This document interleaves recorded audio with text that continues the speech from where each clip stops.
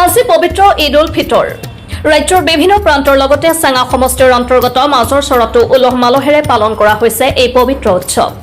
মাজৰ চৰত সমূহীয়াকৈ ঈদগাহ ময়দানত পুৱাৰে পৰা সমবেত হয় বহু সংখ্যক মুছলমান ধৰ্মীয় লোকসকল। পবিত্ৰ মাহ ৰমজানৰ এমাহজোৰা ৰোজা পালন কৰাৰ অন্তত আজি হাজাৰ হাজাৰ লোক একত্ৰিত হৈ সমূহীয়াকৈ ঈদ উল ফিতৰৰ নামাজ আদায় কৰে। নামাজৰ অন্তত দোৱা মুনাজাত অনুষ্ঠিত হয় আৰু সমগ্ৰ দেশ তথা ৰাজ্যৰ শান্তি সম্প্ৰীতিৰ বাবে প্ৰাৰ্থনা জনোৱা হয়। ইয়াৰ পিছতে প্ৰেম শান্তি আৰু ভাতৃত্ববোধৰ এক সুন্দৰ নিদৰ্শন দেখা যায়, য'ত সকলোৱে ইজনে সিজনক আলিংগন কৰি ঈদৰ শুভেচ্ছা বিনিময় কৰে। ইয়াৰ লগতে মাজৰ চৰ ঈদগাহত এক আৱেগিক পৰিৱেশৰ সৃষ্টি হয়, য'ত দীঘলীয়া ৫৬ বছৰ ধৰি ইমামতি কৰা ইমাম মৌলানা ইছমাইল হুছেইনক অসুস্থতাৰ বাবে বিদায়ী সম্বৰ্ধনা জনোৱা হয়। সমাজৰ বিভিন্ন শ্ৰেণীৰ লোকৰ লগতে মাজৰ চৰ ছাত্ৰ সন্থাৰ সভাপতি ববিকুল ডাঙৰীয়া আৰু মিৰ্জাল হুছেইনে তেওঁক সম্বৰ্ধনা জনায়। এইদৰে মাজৰ চৰত ঈদ উল ফিতৰ উপলক্ষে একতা ভাতৃত্ববোধ আৰু সম্প্ৰীতিৰ এক সুন্দৰ পৰিৱেশে বিৰাজ কৰে।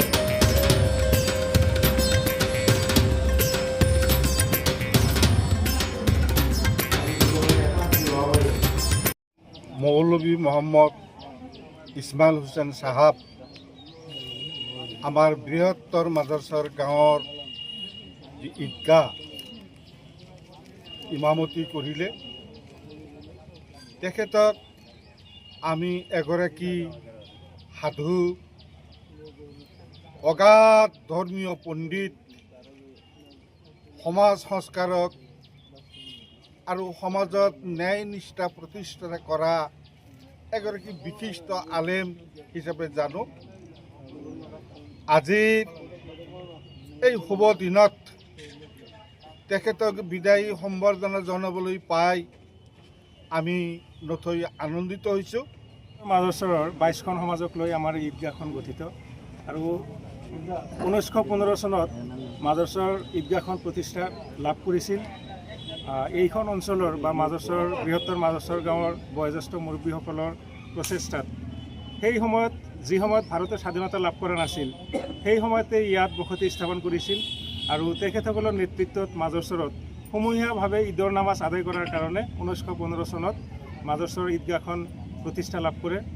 আৰু এই ইমাম যিসকল ইতিমধ্যে পাৰ হৈ গৈছে, চতুৰ্থজন ইমাম হিচাপে ১৯৭১ চনত আমাৰ মৌলানা ইছমাইল হুছেইন সাহাব ইমামতিৰ দায়িত্বভাৰ গ্ৰহণ কৰে আৰু ১৯৭১ চনৰ পৰা আজি ২০২৬ চনলৈ সুদীৰ্ঘ ৫৬ বছৰ কাল তেখেত এইখন ঈদগাহত ইমামতিৰ দায়িত্ব সুচাৰুৰূপে পালন কৰাৰ লগতে আমাৰ এই সমাজখনক ধৰ্মীয় দিশত এক সুন্দৰ ৰাস্তা প্ৰদৰ্শন কৰাৰ ক্ষেত্ৰত তেখেত যথেষ্ট কষ্ট কৰিছে আৰু সফলতাও লাভ কৰিছে।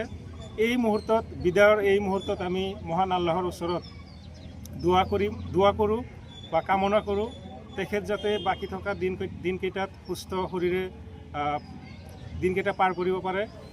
লগতে তেখেতে সমগ্ৰ মাজৰচৰ অঞ্চলৰ যিসকল ব্যক্তি ইতিমধ্যে মৃত্যুবৰণ কৰিলে তেখেতসকলৰ কাৰণেও যাতে দোৱা কৰে। লগতে যিসকল ব্যক্তি আমি ইতিমধ্যে সমাজত আছোঁ, আমাৰ কাৰণেও যাতে তেখেতে দোৱা কৰে, আমাৰ ভৱিষ্যত যাতে ভাল হয়, ধৰ্মীয় ক্ষেত্ৰত যাতে আমি ধৰ্মীয় ৰীতি নীতি মানি আগবাঢ়ি যাব পাৰোঁ, এই কামনা কৰি। নগৰবেৰাৰ পৰা কিতাপ আলী ৰিপৰ্ট, মাজগাঁও এক্সপ্ৰেছ।